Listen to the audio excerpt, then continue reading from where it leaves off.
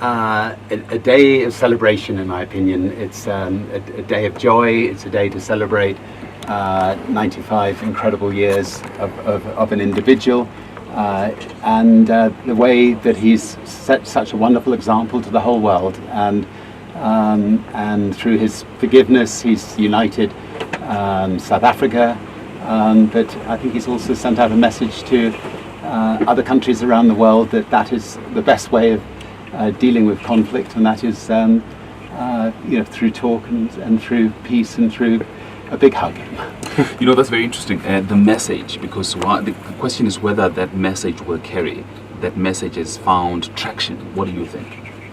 I think it will carry. I think here in South Africa there's still work for all Africans to do to pull a lot of people out of poverty and get them proper housing. But it does take time, and I think as long as the ANC and the rest of business people and everybody get out there and work hard to make that a reality, then I think that his dream can be fulfilled. But one way of also testing whether that message has resonance is by, again, reviewing the speeches that you've heard over the past 10 days. Any speech that stands out for you? Even today? Well, the thing that I was at the private funeral at the end, and Archbishop Tutu has not really been invited to say a lot at this ceremony, but I think he had the final word, and his words were, as the stone was being laid, that Madiba, he doesn't need a stone for us to remember him. Everybody in the world will continue to carry him in their hearts, and I think that was that summed it up so perfectly. Stephen has a question. So Richard, you travel around the world, you occasionally get invited to international events. Have you ever come across an event quite like this one?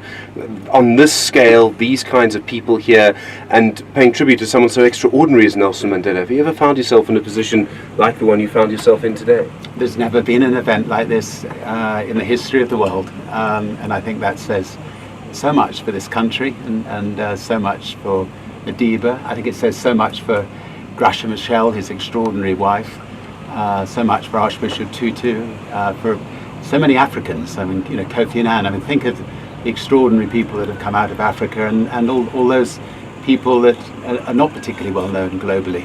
It's an extraordinary continent. Some of the people that you mentioned, Kofi Annan, you mentioned Gracia Machel, you mentioned yourself, you're part of the elders.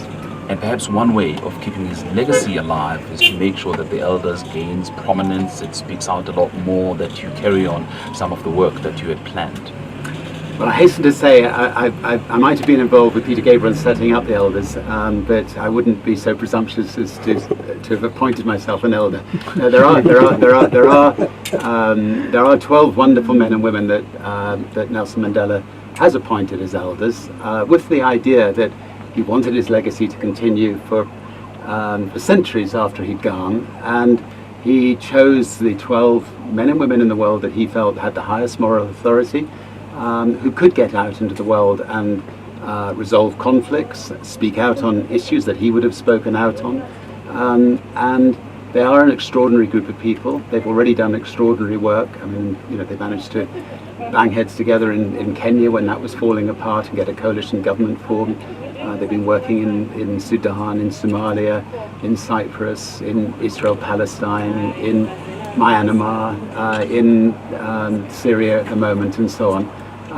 And hopefully they can continue to speak out bravely as Madiba did.